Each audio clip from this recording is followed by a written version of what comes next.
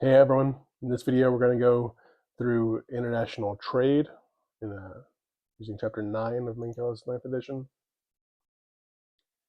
So we're going to talk about who the winners and losers are when we open up a country for international trade, and how do the gains compare to the losses and what could impact those. So how might tariffs disrupt trade in both the short and the long run? We'll talk about what's the equilibrium without trade, what's the equilibrium with trade, and how could things impact that, like taxes or subsidies, tariffs. So you have to understand that before trade, you're just dealing with the domestic market. We've talked in the past about comparative advantage and opening up trade. When you don't have trade, you're just worried about the domestic price. But when you open up for trade, the world price is now available to producers and consumers. Consumers might want cheaper foreign goods and want to import those. Producers may want to export goods if the world price is higher than what they can charge domestically. And that changes what price domestic consumers pay as well. Look at this quick quiz, the first couple questions here. Go ahead and pause. Question number 1. This country does not allow international trade. You can buy a wool suit for 3 ounces of gold. Meanwhile, in neighboring countries, you can buy the same suit for only 2 ounces of gold. This suggests that this country does not have a comparative advantage in producing suits and would become a suit importer if trade opened up. That's question D. Sorry, answer D. Question 2. This other country or nation allows free trade and exports steel. If steel exports were prohibited, the price in this country would lower, which would benefit steel consumers. So we continue to talk about assumptions that we're working with. We're going to assume here that the local or domestic country is small, so opening for trade does not impact the world price. So we'll take what the world price is. So you can see here our domestic demand, domestic supply curves, equilibrium price before trade and quantity, and then the world price here is the red horizontal line. So you can see here that the world price is higher than what the domestic price was. This doesn't benefit consumers because they were paying the lower price domestically. Producers, however, like that higher price. So they are going to want to produce more to take advantage of that higher world price. However, they're going to want to charge that price for everyone. So demand at the higher price is at a lower quantity, but they're supplying at this new higher quantity. So the difference in the quantity supplied and quantity demanded at the price is going to be the volume of exports that the producers do. So what is this going to do to our welfare, our economic welfare, our total surplus, and how does that difference break down between consumer and producer surplus? So prior to trade, consumer surplus was represented by what is here labeled A and B. Producer surplus was C. Opening up world trade allows producers to produce more and export some of it. So there's going to be this additional area of surplus created. It looks like deadweight loss, but it's not. It's additional surplus, additional total surplus that comes in the form of additional producer surplus. However, note that this area A and B of consumer surplus prior to the trade is now split. The producer surplus has edged into this space, and now the producers are consuming some of that consumer surplus for their own. So consumer surplus shrinks but total surplus increases from these exports, and producers gain a greater share of the total surplus. If you're a consumer, this may make you unhappy, and you may have some words for some of your politicians.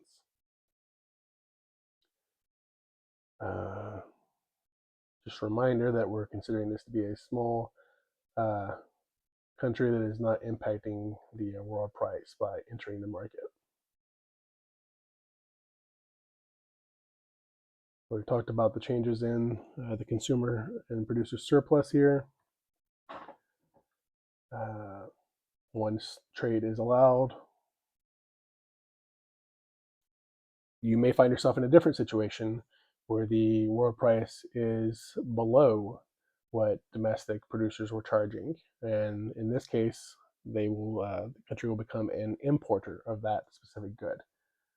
That shows here. It's the sort of mirror reflection of that, where the world price is below the domestic price prior to trade. Therefore, we are now importing the difference between the quantity demanded at this near low price and the quantity supplied domestically. So total surplus will increase by this area D.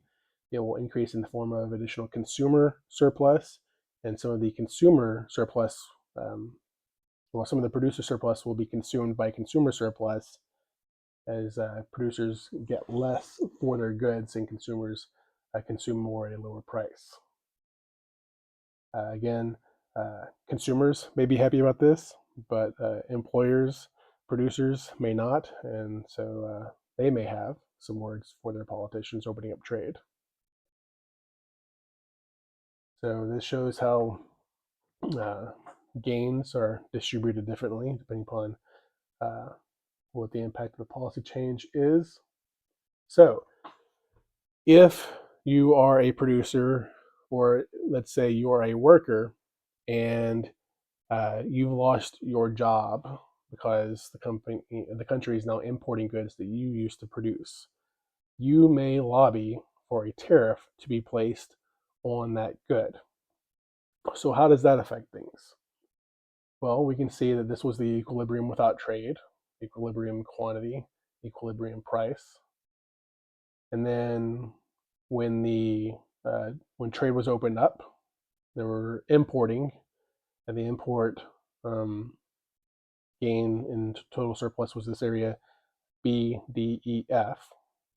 However, if the tariff is implemented, so that's a tax on imports paid domestically, how does that impact surplus? Well, when the tariff or tax is implemented, raising the price back from this blue line, which was the world price, up to the world price plus the tax, that's going to change so that now at this higher price, there's going to be lower quantity demanded. There's going to be a higher amount produced at this higher price.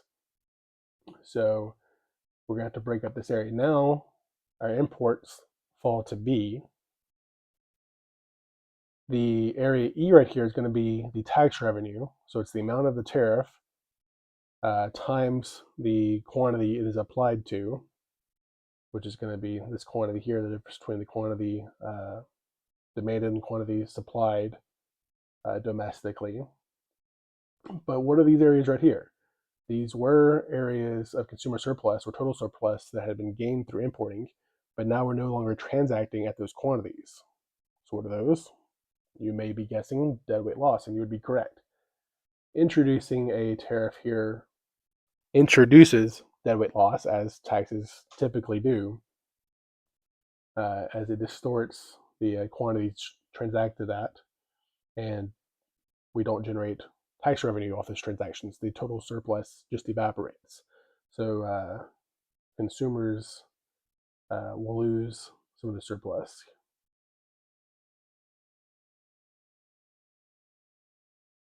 So you can see here, it talks through before the tariff, after the tariff, and what the change is, and shows that yes, the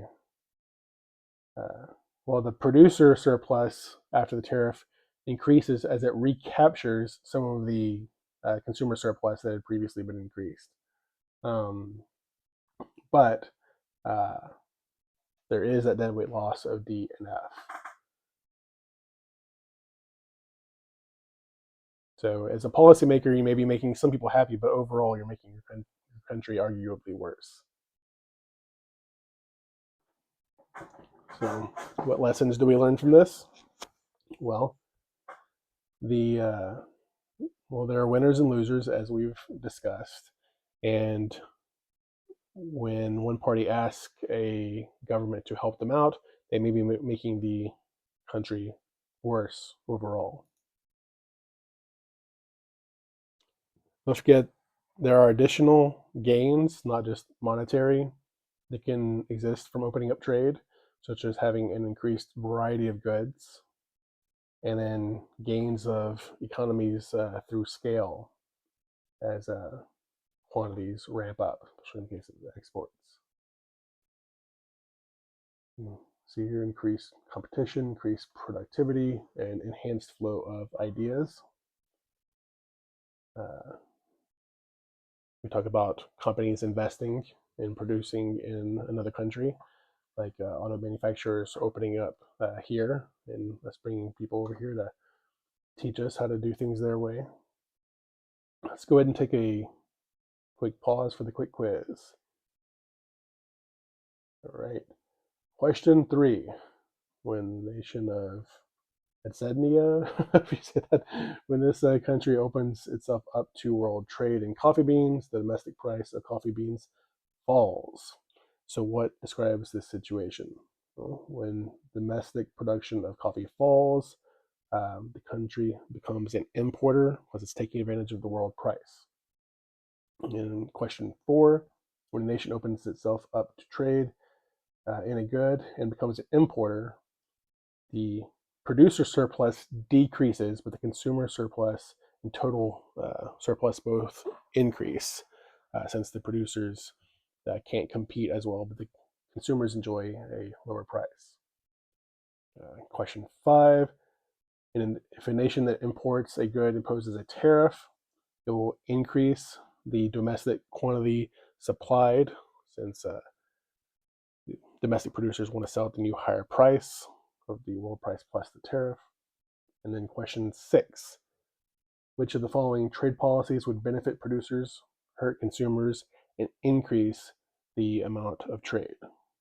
That would be starting to allow the world price, starting to allow trade when the world price is greater than the domestic price, C, because sellers can take advantage of selling at the higher price and increase supply, but consumers pay a higher price domestically. So it would be hurting consumers. You read the in the news blurb there. May have you think more about how inequality decreasing overall throughout the world, but increasing in the U.S. might make you feel. Some people get frustrated when we don't get all the gains here in the U.S., even if it means reduced child labor in other countries. What your priorities are your own. I've had former economics professors that have made comments that have stuck with me for decades because they bring up challenging questions. If you outlaw things that make jobs unavailable in other countries, what do they turn to? So I thought-provoking question. I invite you to think about it and read about the impacts. Do you feel entitled to your job, or would you switch jobs so that the rest of the country can enjoy lower prices? So if you have to switch from being a steel worker to another job, so that's frustrating to you. You have to find a new job, but the entire country gets to enjoy lower prices. Is that a win for you, or are you frustrated? Do you feel entitled to, no, I want to work the job I want to work, and everyone else should have to pay more because of that? It's an interesting question. Sometimes it's hard to switch jobs and retool. Depends on the state of the economy and how things are shifting. That's a very real question faced by millions of Americans. Are there things we can do besides doing a tariff? Can the government take other actions? Can they encourage gently for people to buy American, so that people that are more capable of paying may choose to pay more for a good to support domestic production? I think there's opportunities there. Or should we focus on finding out what our comparative advantage is in and focus on producing that domestically, even if not everyone is comfortable initially working in those industries? We're thinking about total surplus in these discussions, but acknowledging that there are winners and losers, and sometimes producers lose surplus, sometimes consumers lose surplus, depending upon the situation. Not all goods are the same. Some goods we want to produce domestically for security concerns. For example, do you want to be dependent on an adversarial country for our food production, or for weapons technology, or for semiconductor technology? Maybe we want to pay higher so that those are produced domestically and we're not reliant on other countries. That's another factor to consider, and the government does.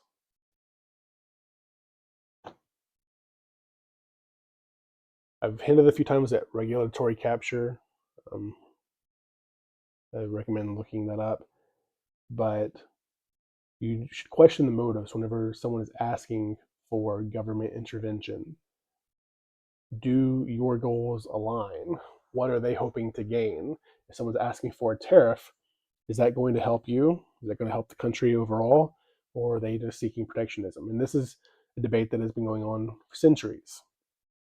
In the 1800s, northern states may have asked for tariffs to protect their industries, and southern states weren't happy about that, and that led to the nullification crisis and other disagreements that were very important in the early years. Sometimes tariffs are levied as part of a bargaining strategy to influence trade deals. You probably heard of NAFTA, and other trade agreements, and there are winners and losers in those trade agreements, and can lead to people having very strong feelings about those agreements. However, they may overlook how that may keep prices lower, or make them lower, prevent them from increasing like they would have. It may increase diversity of goods. There's a good story about a Russian president visiting the United States in the late 80s or early 90s, and being surprised by the variety of goods we had in our shopping markets here, and trade has helped that. Talks about some of the pros and cons of negotiation strategies, important for policymakers to factor in. And again, I just want to hammer home the point. I'm not telling you what you should believe, but I do want you to be able to think through the different considerations, because everybody believes what they believe for a reason, and you need to be able to understand that at the end of this course, and then make your own better informed decisions. Let's pause for the quick quiz. We'll do the last two questions. So, question number 7: Lilliput imports rope from where rope producers are subsidized by the government because of their political clout. The most efficient policy from the standpoint of Lilliput is A, to continue trading at the subsidized price, because they enjoy greater total surplus by importing at the lower price, even though domestic producers may be unhappy. This is a question just about efficiency. Question 8: The goal of multilateral trade agreements is usually to reduce tariffs in various nations simultaneously to blunt political pressure for protectionism. So answer choice C. So we have a better understanding on why different people, like producers and consumers, may have different opinions on trade agreements and why there can be winners and losers, and how the government intervention can change total surplus and how it's divvied up between producers and consumers. Uh, this may be increasingly important as inflation puts upward price pressure on consumers, and they're looking for ways to improve their economic welfare. So hopefully this has given you better tools to understand some of the impacts of international trade on a domestic country. If you have any questions, please let me know.